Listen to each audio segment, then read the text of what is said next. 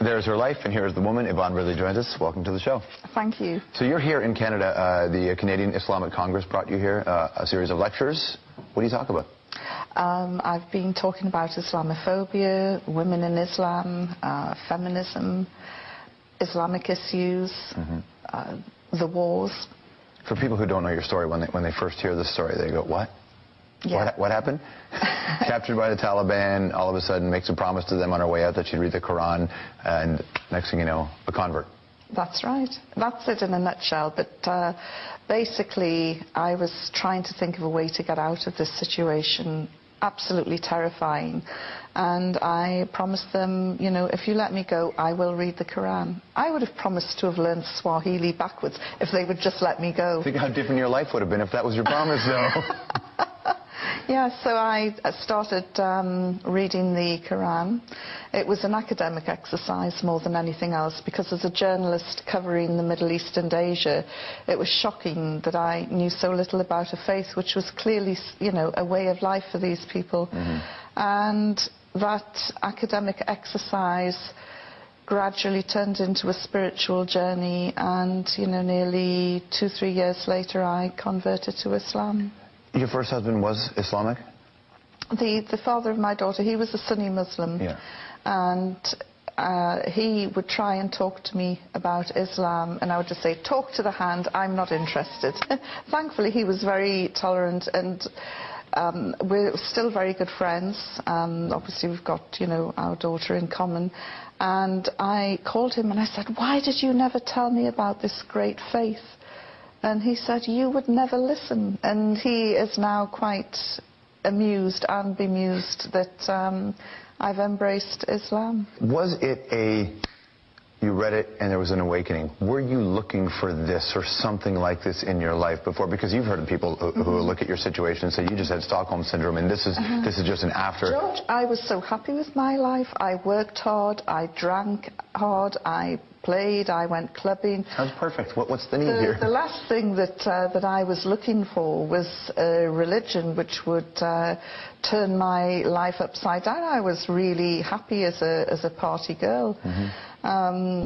So I wasn't looking for anything. And but things started to resonate, and I started to look into it more, especially with regards to the rights of women, and was completely floored by what I was reading.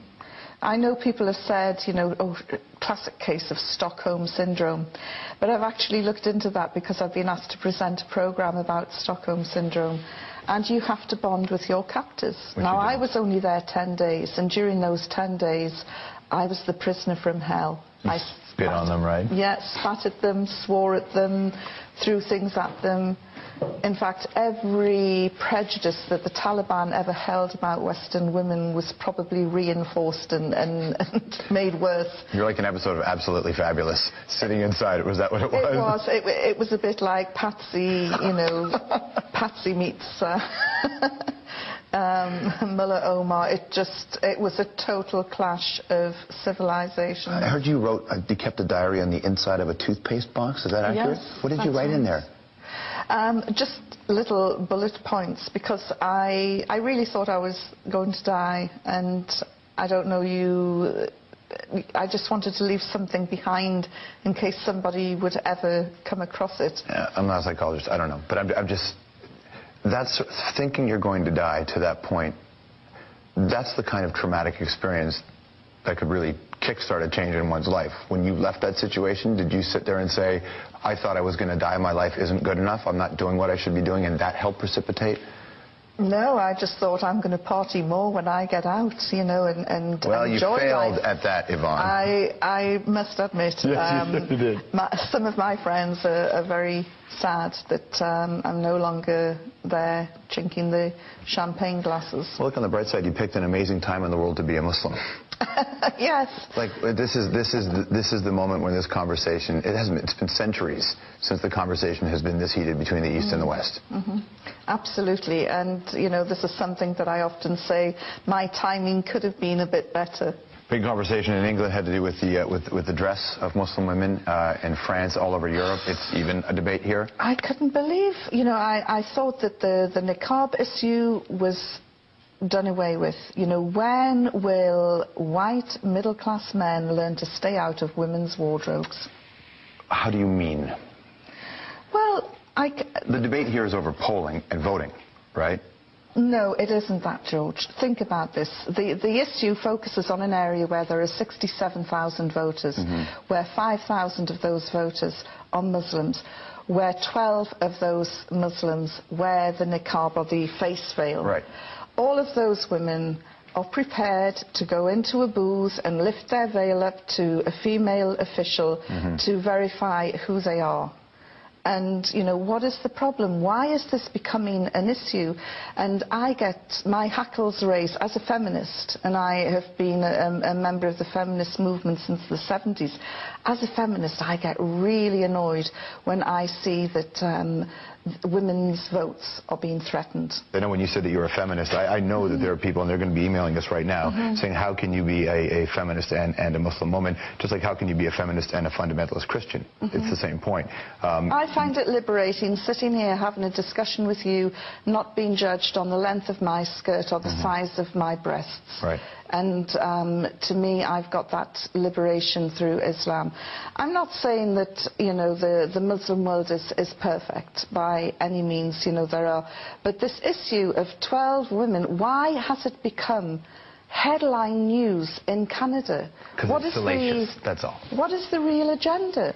And, we had this debate about the niqab in Britain, where we had the now Prime Minister Gordon Brown and Dr. John Reid, two Scotsmen, talking about the niqab. And I'm thinking, hang on, these guys come from a country where the men wear pleated skirts. Then we had the Bishop of Rochester jumping in, a man with a pointy hat and a purple dress. I'm thinking, what's going on here? Well, for them, it's, in terms of full faith, there's so much fear and concern of security that they think this is the only way. Oh, because women who wear the niqab are up to no good. They hold up banks. I think the argument is they don't know.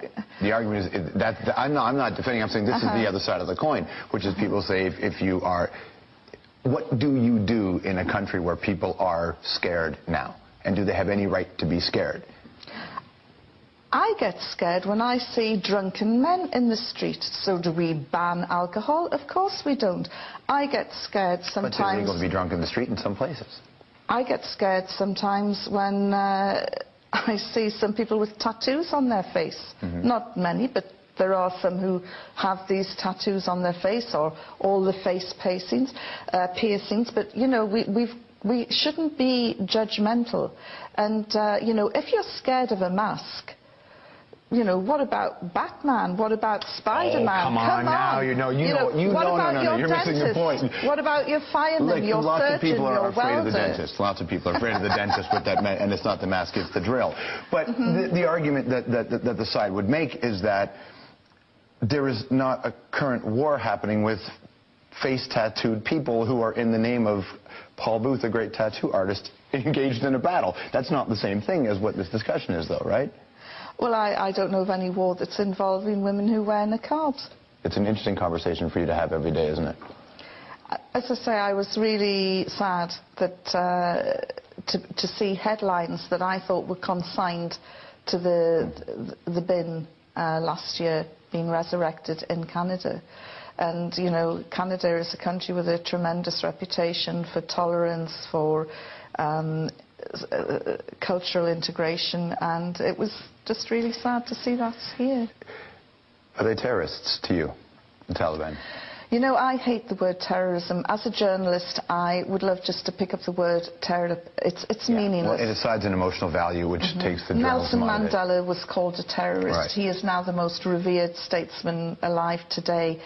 There are so-called Irish terrorists in government now, sitting down, working on a day-to-day basis in the British Parliament. The word is absolutely meaningless. Thanks for your time today. Thank you. Yvonne Ridley. The Hour will be right back.